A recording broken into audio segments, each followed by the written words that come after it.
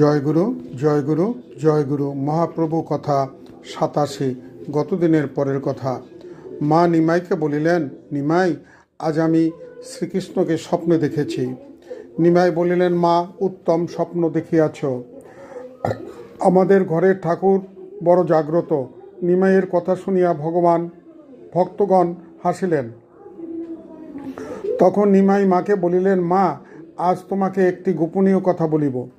প্রতিদিন আমাদের ঠাকুর ঘরে যে নৈবেদ্য দাও, সেই নৈবেদ্য অর্ধেককে যেন খেয়ে যায়। এতদিন আমি চিন্তা করেছি, ওই অর্ধেক নৈবেদ্য হয়তো তোমার পুত্রবধূ বিষ্ণুপ্রিয়া খাইতেছেন। আজ আমি বুঝিতে পারিলাম, তোমার বধূ নয়, ভগবান খেয়েছেন।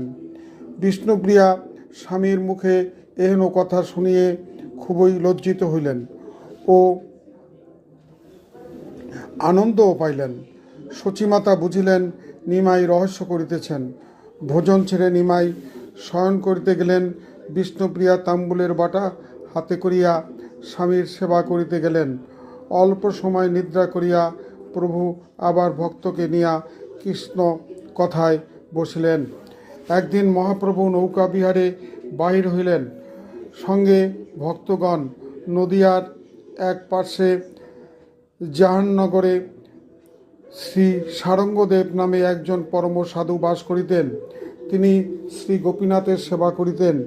কিছুকাল পূর্বে তিনি শ্রী গৌরাঙ্গর মহাপ্রভুর চরণে আত্মসমর্পণ করেন। প্রভু সারঙ্গদেবের কাছে গেলেন।